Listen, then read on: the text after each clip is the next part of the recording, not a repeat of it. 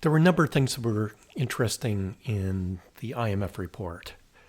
So the first thing is the scale of the downturn that's forecasted. So extraordinary number of countries will have negative growth in 2020. So that's way different than previous recessions. So even the global financial crisis, it's called global, but a large number of countries had positive growth during the financial crisis. So, for example, China had slower growth, but it was robust compared to anything the U.S. was experiencing. So that's like an interesting observation that it's kind of global in scale. The second thing is they remark that this will be the worst recession since the Great Depression.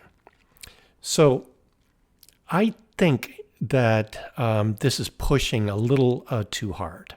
Indeed, they call this the Great Lockdown. They forecast world growth at minus 3% in 2020 and U.S. growth in 2020 of minus 5.9%. So the Great Lockdown. I think it's better to think about this as the Great Compression.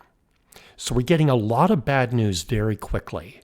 This is hugely different than the Great Depression.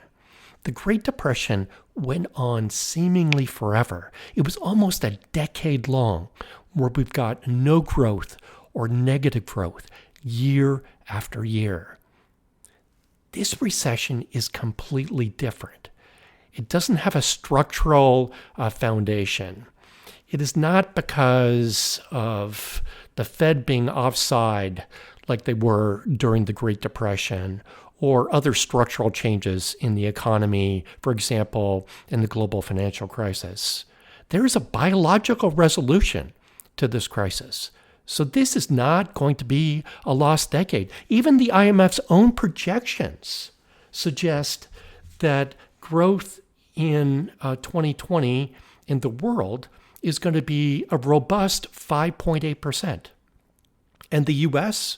will bounce back very significantly, so the growth in 2021 will be 4.7%. Okay, so I think that this is consistent with the very compressed type of recession.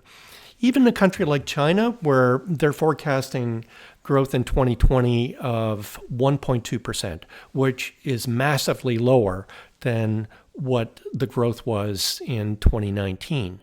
But in 21, the IMF is suggesting the growth will be 9.2%.